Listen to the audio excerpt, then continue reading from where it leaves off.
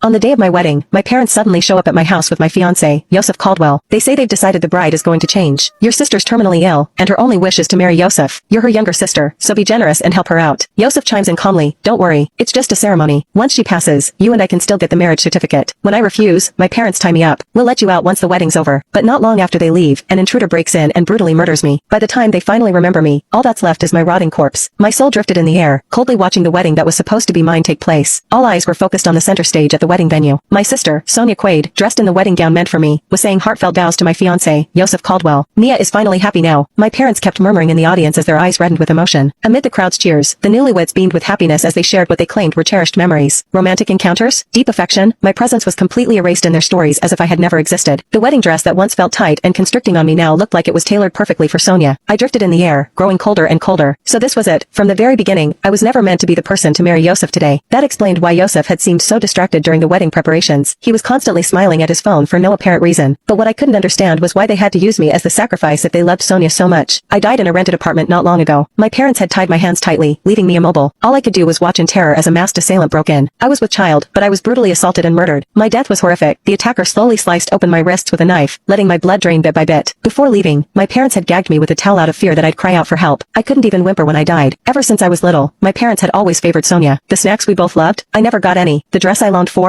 Always bought for Sonia instead. When we grew up and there wasn't enough money to send both of us to college, my parents didn't hesitate to give the tuition to Sonia. They told me to earn mine through part-time jobs, but I never could have imagined that they would be so biased as to ask me to give up my fiancé for Sonia when she told them she had cancer and didn't have long to live. What shattered me even more was that Yosef, the man who had been with me since college, also betrayed me. I watched coldly as this farcical wedding came to its perfect conclusion. When they packed up and prepared to leave for their honeymoon, I followed them once again. On the beaches of Anoli, Yosef and Sonia walked hand in hand along the shore, bathed in the golden glow of the setting sun. The warm sunlight spilled over them, and the sea breeze gently tousled their hair. As Sonia affectionately wrapped her arms around Yosef's neck, the two shared a passionate kiss. Passers-by looked on with envy, clapping and cheering for the couple. Even my usually conservative parents stood by, cheering them on. At this moment, no one would remember me, the one abandoned in a rented apartment. Who would even care whether what they did to me was fair or not? Yosef, do you think Freya is mad at me? She still hasn't called. Sonia leaned weakly into Yosef's arms, feigning frailty as she asked. How could she be? She's your sister, and you're seriously ill now. This is your only wish. She's not an unreasonable person. At worst, we'll just make it up to her later. Yosef gently comforted her. Sonia nodded before quickly perking up and excitedly pulling Yosef and my parents out to dinner. My parents couldn't fully enjoy the seafood dinner costing tens of thousands of dollars. Sonia, on the other hand, acted as if it were all completely justified. After dinner, I followed them back to the hotel. Yosef turned down the nightgown-clad Sonia's flirtatious attempt and went to the balcony alone, silently smoking as he remained deep in thought. I turned and drifted toward my parents' room. My parents hadn't gone to bed yet. They were probably still upset about the expensive dinner. They sat on the bed, shaking their heads and sighing repeatedly. My mother then took out her phone and tried calling me, only to find that my phone was... Click the link in my bio to get the full story for free.